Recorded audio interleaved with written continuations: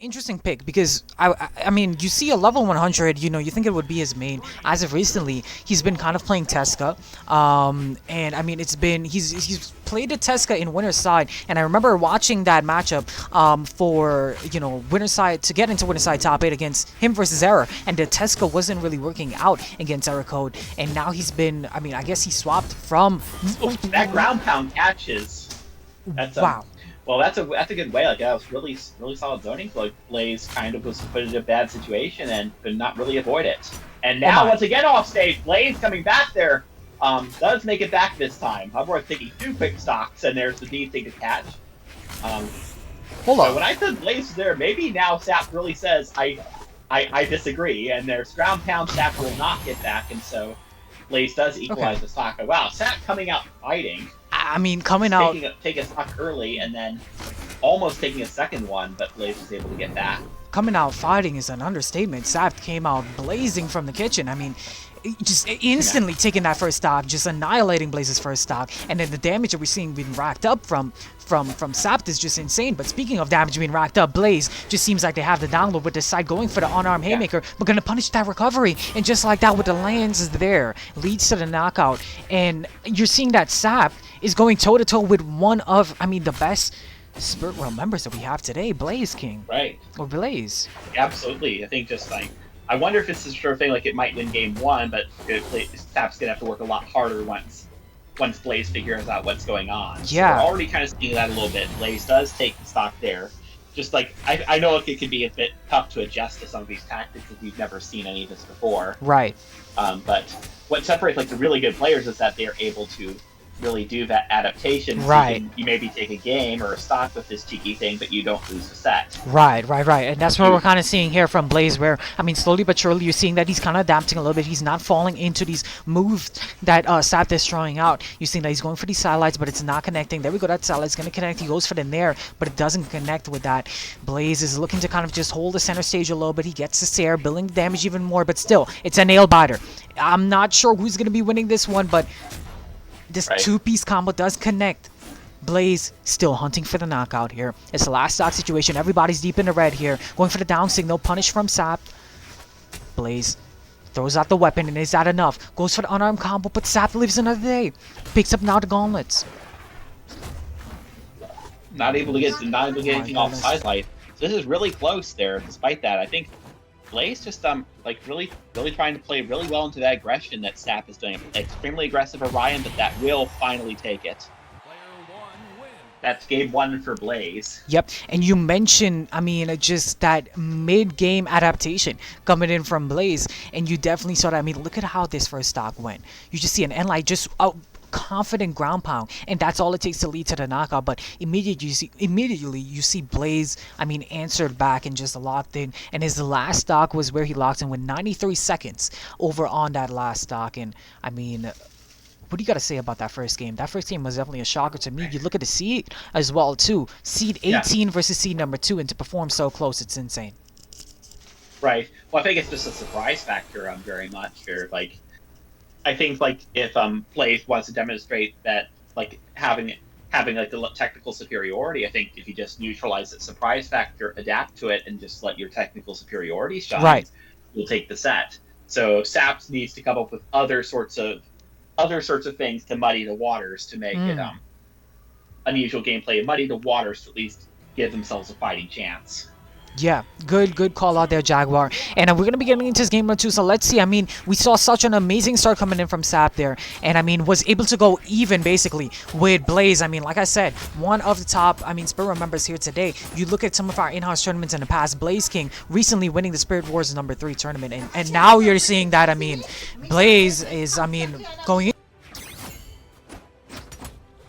And gets getting a punish now in that so SAPT not able to get too much off side life. So Blaze on the Mirage now. Does not get that there. Blaze. Oh, SAPT saves Blaze. I don't think Blaze has anything left. Maybe in air, but SAPT gets that. Not able to get anything off there. Avoids the ground pound.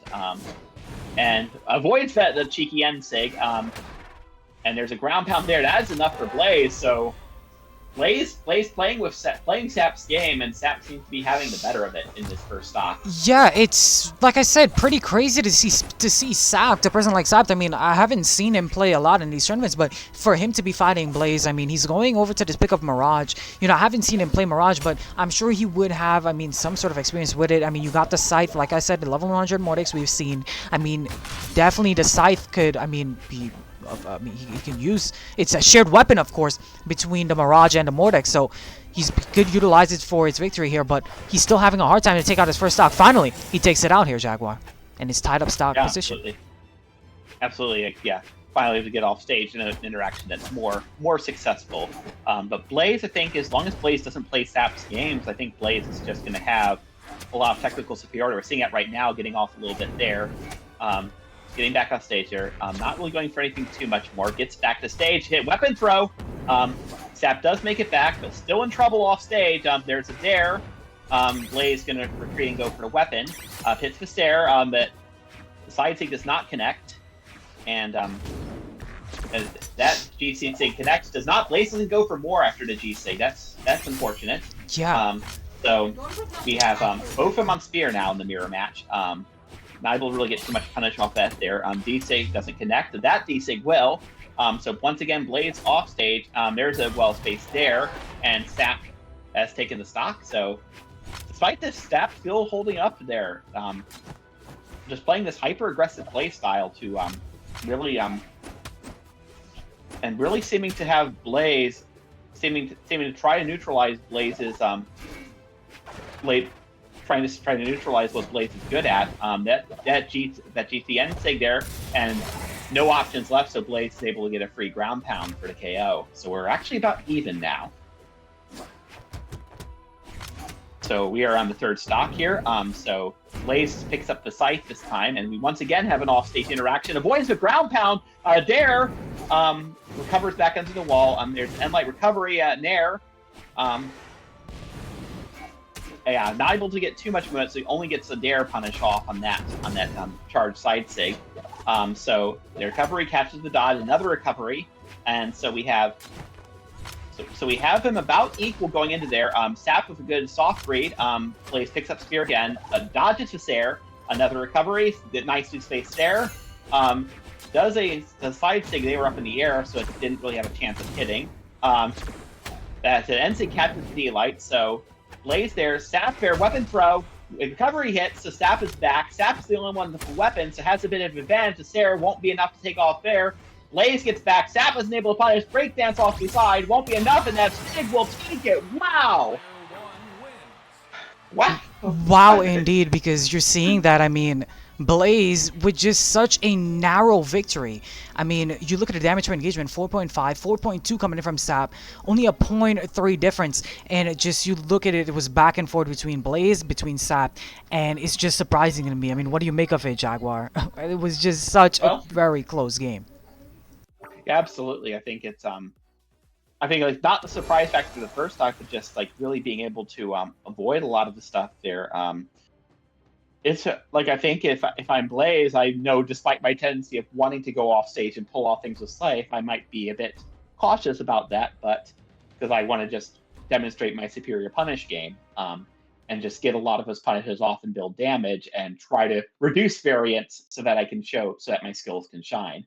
So we see Blaze going back to the Mordex here in game 3, up 2-0, so still going to be playing the Scythe, likely. And no change of Sap than Orion. Sap seems to be running this Orion, despite being level 10, which is a little bit of a surprise for like one of these picks here. Like, playing the Orion really effectively in this hyper-aggressive playstyle, despite the limited legend level. Yeah, and I mean, it's been working out for SAPT a lot because he's been getting some of these early knockouts here. It might lead to early knockout onto Blaze, but never mind, Blaze sneaks by and, you know, does make a comeback. And, you know, we are seeing a maps change. They're going to go to Demon Island, so these platforms are going to, not Demon Island, sorry, Miami Dome. And we're going to be, seeing, I mean, he's going to be utilizing these platforms, hopefully to his advantage, to probably kind of space around Sap just a little bit and to kind of have just a little bit more running room, perhaps, so he doesn't get hit into, you know, any of those combos, any of those kind of hits here that Sap is going to be applying. And right now, he's looking to do a little bit better, perhaps, but still, it's still anybody's game here. And we're waiting for the first stocks to drop here, just a Nair. the recovery. Sap does try to make it back, but a ground pound, well scouted from Blaze, does lead to the knockout here, Jaguar. And the first stock going to be going towards Blaze's favor. Right, that seems to be the stock that Blaze was looking for. Like, certainly not a perfect stock, but something that's much more serviceable than than something like falling into Sap's tricks. So now Blaze just really showing a lot of good neutral. Like Sap going for that ground pound off stage. This one does connect. Blaze all over with the end light. There's snare and there's Sair. Oh, another I don't think he has any options. And Wait. Sap gets in there and throws the weapon down, makes it back, dodges the ground pound. Sap is out of options. Goes down there off stage. You're having a lot of time off stage, and they both make it back. Yeah. Wow. Wow. I mean, you just saw, like, I think both of their lives flash right before both of their eyes in that moment, and somehow they were able to, you know, get away from that interaction just, you know, unharmed. And they're still living on their stocks here. But you look at the damage lead and you look at the stocks. I mean, Blaze is still holding his first, while you're seeing Sap, I mean, kind of deep in the red. Deep in orange, I would say, on his second stock, and just like that, tied up stock position, where it's definitely anybody's game. Right. Yes. So Sap finally was able to get that first stock off with a good punish. So still needs to build a bit of damage, but Blaze seems to be winning neutral most of the time there, and Sap is out of options, so that takes the stock. Mordek's presence just basically. There wasn't really a good option anyways, because Sap was already in red, so it likely would have been a KO in any event, but still well positioned by Blaze to kind of force the Scylla and Charybdis thing. I don't know if anyone's going to know that reference, but that's a right now. All I need to know is that Blaze is just cooking here with the recovery and everything here. Sap finally gets the weapon, goes for the jump read, doesn't get there, goes for the N-Sig off stage. Also, there's a recovery there. There's a dare. If Sap has one more option that will not connect, then Blaze does the dare for good measure.